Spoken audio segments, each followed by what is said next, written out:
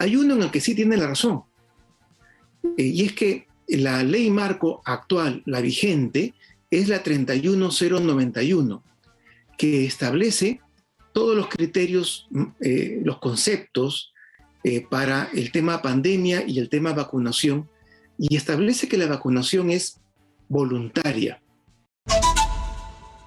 Estamos enlazados vía Zoom con Ernesto Álvarez, expresidente del Tribunal Constitucional, sabe mucho de temas constitucionales, por supuesto, y yo lo que quería hablar con él era sobre esto que ha presentado el congresista Alejandro Muñante, que dice que se afectan derechos constitucionales porque se va a pedir el carnet de vacunación. Pero voy a dejar esto, después se los voy a explicar, porque me he quedado con la duda con el tema del indulto a Alberto Fujimori, y él también sabe de estas cosas, de todas maneras. Así que primero lo voy a presentar. Bienvenido, señor Álvarez, a Las Cosas por su Nombre.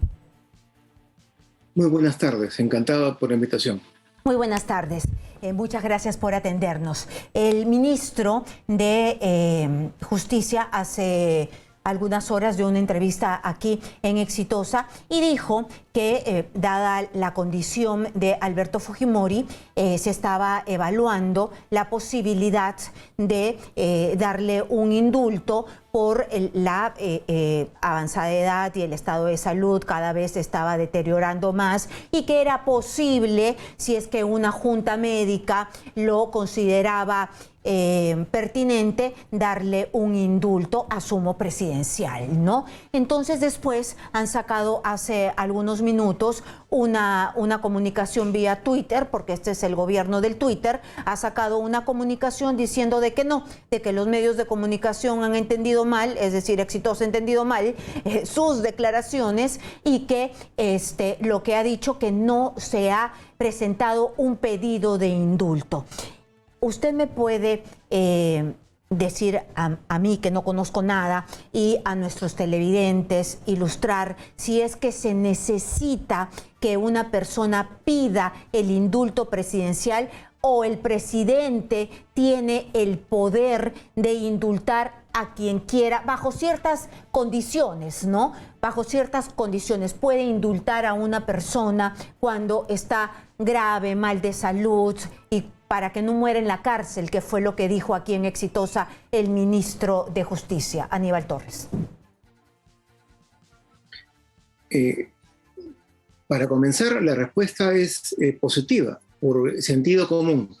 Si bien es cierto que los procedimientos establecidos señalan de que el indulto se otorga ante una solicitud, también es cierto que muchas veces se han otorgado a personas, a internos, que han estado en una condición ya de semi-inconsciencia en su celda, prácticamente por la enfermedad, no han podido hacer los trámites pertinentes.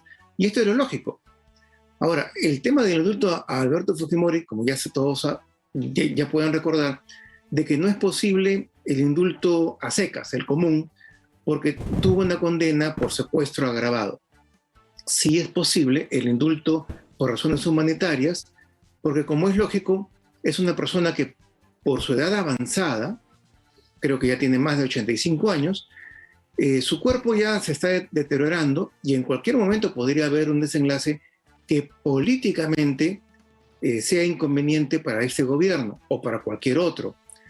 Pero también es un tema político otorgarle su libertad, porque, aunque no lo digan, hay muchas personas que quieren verlo morir en la cárcel. Como el tema es político, el indulto humanitario se ha viciado. O sea, las consideraciones teóricas, académicas, tienen muy poco espacio al respecto. Lo único que podríamos afirmar es que, por razones de humanidad, ningún interno, y menos si ha desempeñado para bien o para mal la presidencia de la República, debe morir en la cárcel, porque eso daña la institucionalidad y el prestigio del Perú como república.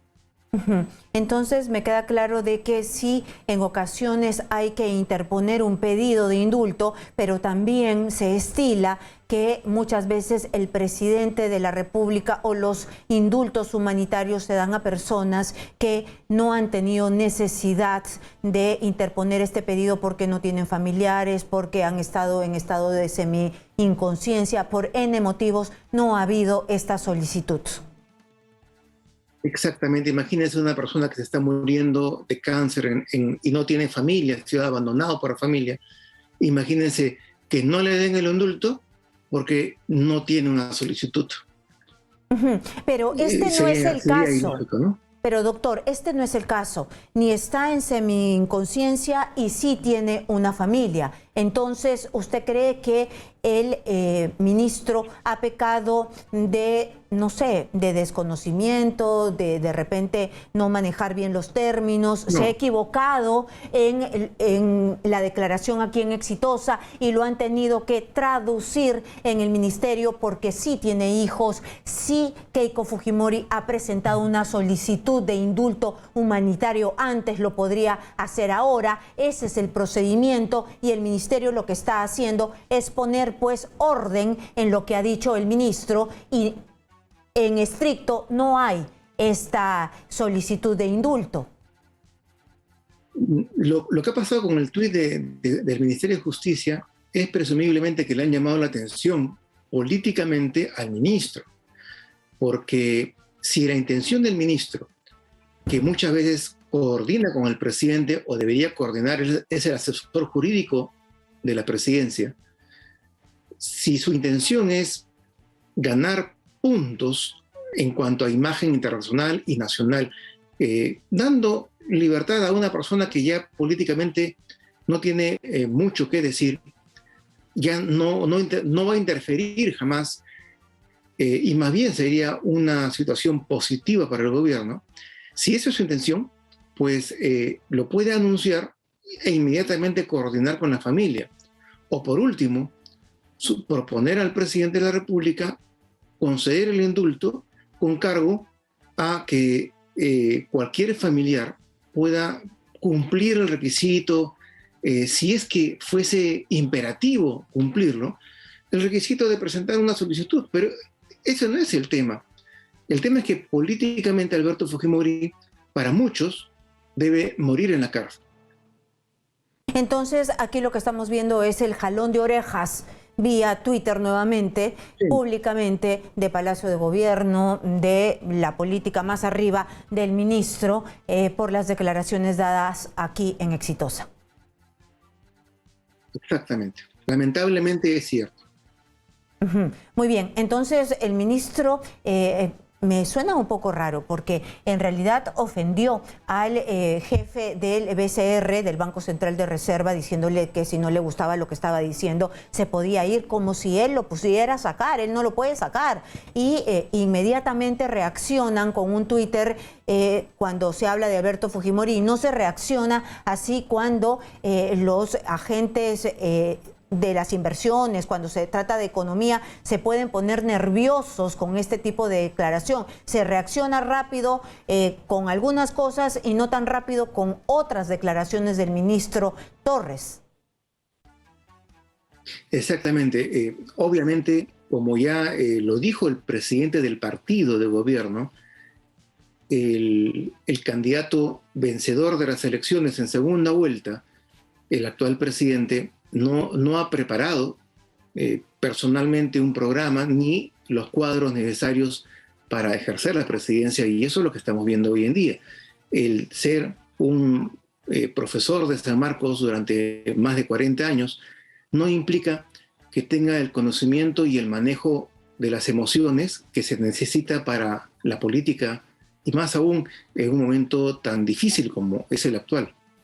Muy bien, muchas gracias por esta parte de la explicación, porque no teníamos muy claro cómo funcionaba el tema. Muy bien, entonces ahora yo quisiera saber, esto también me parece sumamente relevante y me parece hasta aberrante, porque en nuestro país nosotros hemos pasado por una pandemia que no le tengo que contar a nadie, ni a usted, ni a nuestros televidentes, lo que hemos sufrido. Y lo han sufrido los más pobres, porque los más pobres son los que han hecho las colas en los hospitales, las colas por las camas UCI, por el oxígeno, se han muerto, pero a montones, y los dicen las cifras, a nivel internacional. Y resulta que hay un congresista de Renovación Popular, Alejandro Muñante, que ha presentado esta carta a Mirta Vázquez, la presidenta del Consejo de Ministros, presentando su profunda preocupación porque se han puesto algunas restricciones que se han puesto en el resto del mundo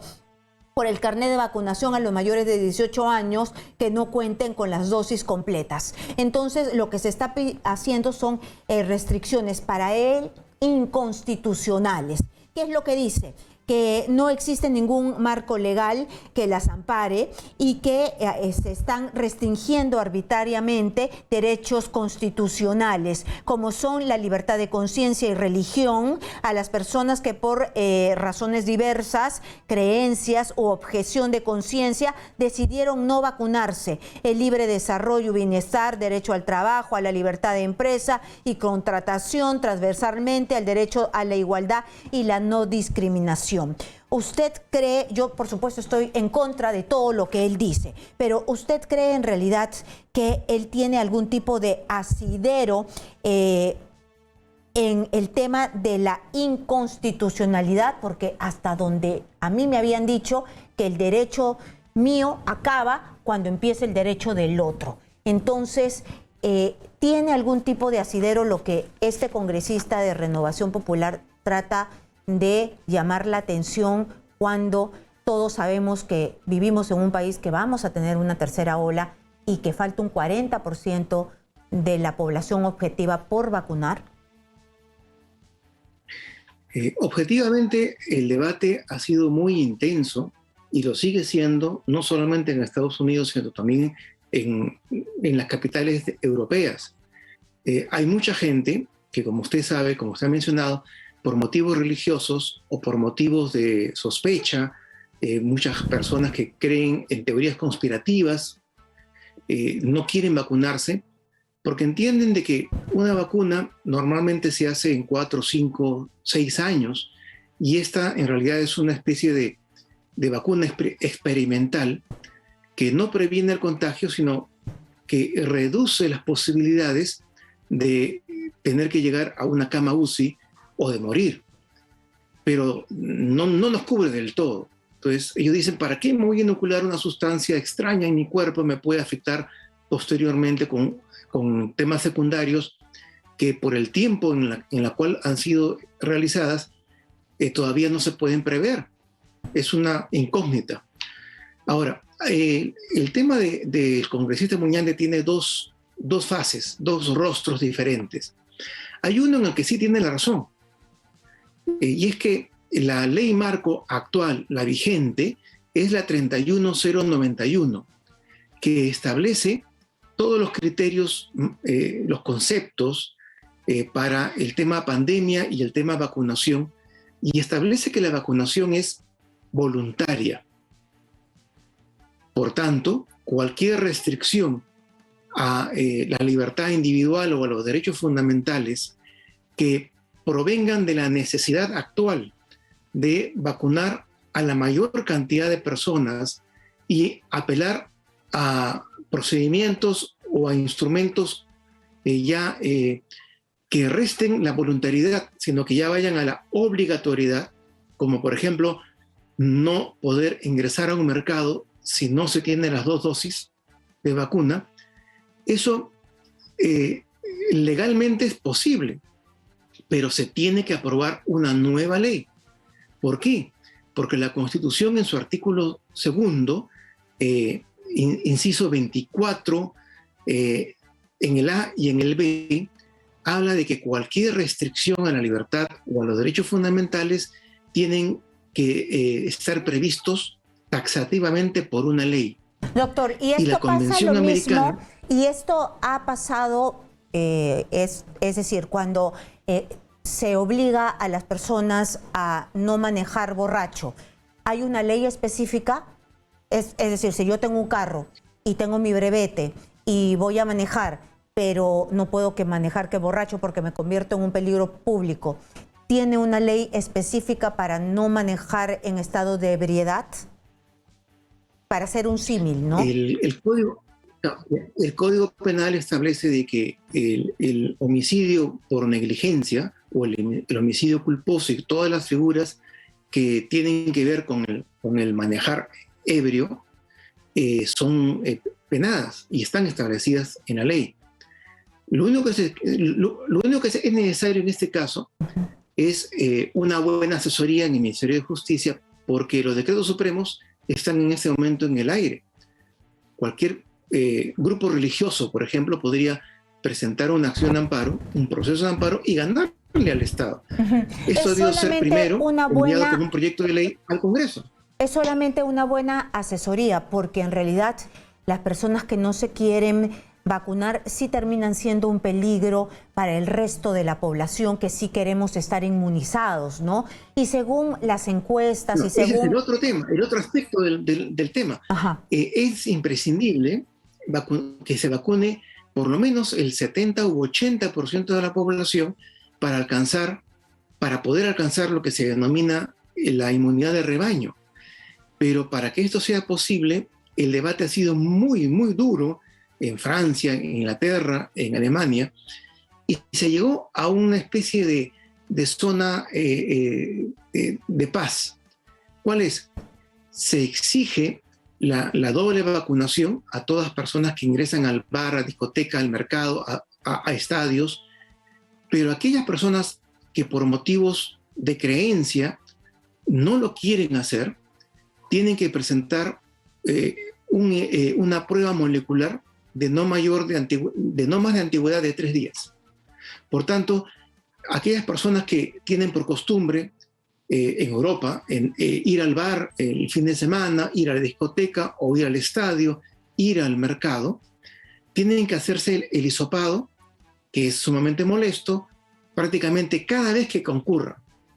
Eso tiende a ir reduciendo a las personas, al porcentaje de personas que no quieran vacunarse.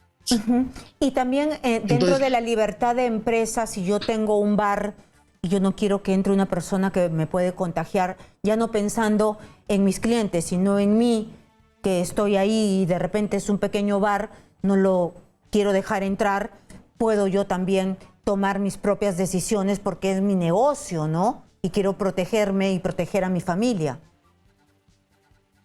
El problema en ese aspecto es distinto. El Estado tiene el deber de garantizar con políticas de gobierno y políticas públicas la mayor calidad de salud en la población en general. Pero si lo vemos desde el punto de vista del dueño del negocio, el dueño de discoteca, el dueño del bar, el dueño del cine, ahí cambia. Porque allí sí un grupo religioso, por ejemplo, le podría ganar el amparo por la discriminación, aduciendo de que la vacuna no previene el hecho de que ingrese un cliente contagiado por otra persona que no se vacunó. Bueno, yo creo entenderle que tienen que, desde el Estado, tienen que generar un marco legal para que esto no perturbe pues la inmunización de rebaño, porque nosotros no somos Francia, nosotros no somos otras partes del planeta donde no haya zángaro y donde es fácil falsificar estas pruebas o la confirmación de la prueba. Usted vio que era facilísimo, sí. Entonces hay que ponernos más estrictos, ¿no? Ojo, en Francia y en Estados Unidos ya están falsificando el certificado de vacunación. En Estados Unidos mismo. Es increíble, pero nosotros que somos los campeones. Hay personas para todo, para todas las creencias, para todos los gustos. Se trata de, en este caso, cumplir con tener una ley marco nueva que pueda facilitar establecer la obligatoriedad para algunos casos donde la persona va a estar en contacto estrecho con otras. Claro, porque yo que creo en las vacunas, es el sentido. entonces, claro, porque no es que no estemos de acuerdo, claro, sino que falta la ley, cambiar la ley marco. eso sobre todo. Entonces el Ministerio de Justicia debe ponerse a trabajar en una buena ley marco que proteja a los peruanos para que después nos vengan con una serie de denuncias que pueden pues poner en peligro la estabilidad jurídica de las personas o del Estado. Y también proteger a los que queremos estar protegidos y salir de una vez de esta pandemia, porque no por un grupo tenemos que esperar para siempre que este virus se diluya, ¿no? Ese es uno de los enigmas que tenemos. Si es que realmente se va a ir el virus, o si es que estamos haciendo lo adecuado para combatir, o dentro de un año o dos nos vamos a dar cuenta que cometimos algunos errores, que es lo normal. Porque en realidad nadie tiene la última palabra. Pero hay una cosa que a mí me ha llamado la atención sobre este oficio que le manda el señor Muñante de Renovación Popular, ¿no?, a la Premier. Es que él habla de contagios, ¿no? Y nadie le ha dicho, la ciencia no le ha dicho de que las vacunas evitan el contagio, ¿no? Bajan algunas vacunas el contagio, pero lo que se evita es la muerte. Ir hasta las salas UCI, ¿no? Las consecuencias. Y hemos visto que no tenemos salas UCI, que no tenemos infraestructura. Entonces a nosotros sí nos hace falta las vacunas. Y ojalá que se pueda vacunar a más gente. Ojalá que hagan el marco legal como usted ha dicho, ya les está dando el caminito para poder solucionar estos problemas. Muchísimas gracias por estar aquí. Ha sido Ernesto Álvarez, expresidente del Tribunal Constitucional.